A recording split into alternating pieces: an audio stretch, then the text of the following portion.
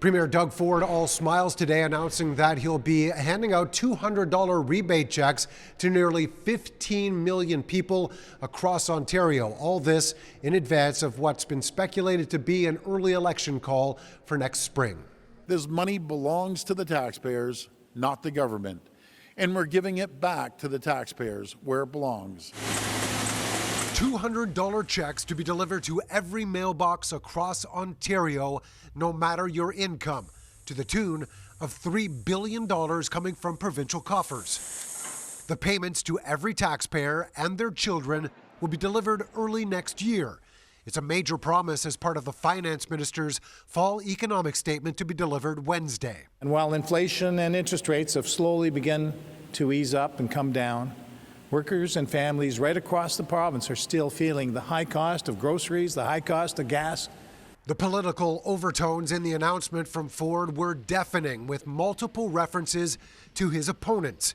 While no election has been called at this point, those party leaders are teeing this up as a ploy to try and buy votes from those dealing with the cost of living right now. A lot of people are struggling right now, but a one-time payment right before an election isn't going to solve the affordability crisis for Ontarians.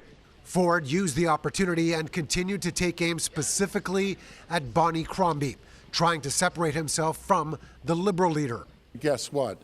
Bonnie Crombie wants to increase that. She wants to increase your taxes, increase the carbon tax. As we say, Bonnie Crombie is the queen of the carbon tax. Crombie, on the other hand, laid blame on Ford for overspending and claims he's the one responsible for the federal carbon levy in the first place. We have said repeatedly we would not impose a carbon tax. We only have a carbon tax because of Doug Ford, because he scrapped cap and trade. We are the party that will cut middle income taxes for all families, and we've already announced we will cut small, medium-sized business taxes.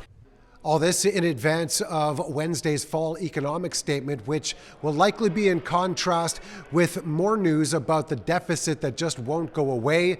Last spring, we found out about a $10 billion deficit at this point as part of the budget, when just a couple of years ago, the Ford government had said it would have balanced the books by now. Mark McAllister, City News.